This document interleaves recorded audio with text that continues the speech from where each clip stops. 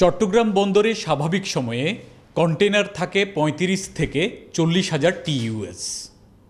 এখন বন্দরে রয়েছে ৪৪,০০০ টিইউএসের বেশি কন্টেনার। একই অবস্থা আইসিডি বা ইনল্যান্ড কন্টেনার ডিপোগুলোতেও। বর্তমানে সেখানে রয়েছে স্বাভাবিকের তুলনায় ৩ গুণ বেশি কন্টেনার। বন্দরে কন্টেনার জট কমিয়ে আনা ও বন্দরে কার্যক্রম স্বাভাবিক রাখতে বুধবার সকালে বন্দরের ঊর্ধ্বতন কর্মকর্তাদের নিয়ে বৈঠক করেন নৌপরিবহন মন্ত্রণালয়ের সিনিয়র সচিব। জানান, প্রতিদিন ৪ জোড়া ট্রেনে কন্টেনার পরিবহনের ব্যবস্থা করা হয়েছে। ডেইলি ৪ জোড়া ট্রেন চলাচল করবে, মালগাড়ি যেগুলো কন্টেনার ক্যারিয়ার। তো তাতে আমরা খুব দ্রুতই আগামী ৬ থেকে ১০ দিনের মধ্যে এই অবস্থাটা স্বাভাবিক যেরকম থাকে ওই জায়গায় আমরা নিয়ে আসতে পারবো। এটা শুধু কথার কথা না, অলরেডি শুরু হয়ে গেছে।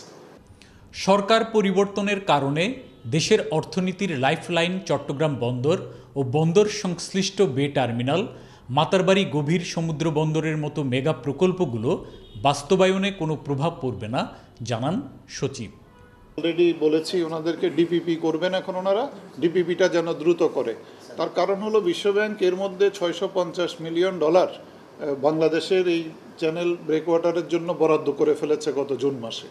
তো আমরা যত দ্রুত ওই ডিপিপিটা অনুমোদন করাতে পারবো তত দ্রুত বিশ্বব্যাংক আমাদের এই কাজে আগে আসবে। ৭-৮ দিনের মধ্যে বন্দরের কার্যক্রম ও কন্টেইনার জট স্বাভাবিক হবে বৈঠকে জানান বন্দর চেয়ারম্যান।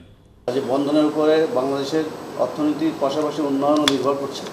তো সেই জন্য সাপ্লাই চেইন যেটা আমাদের, এটার জন্য কোনোভাবেই বাধাগ্রস্ত না হয় এবং দেশের উন্নয়নের জন্য বন্দরের অবদান আরও যাতে ত্বরান্বিত করা যায়, আরও যাতে উন্নতি করা যায়, সেই জন্য আমার যত সাহায্য সহযোগিতা লাগবে আমি এটা করে যাব।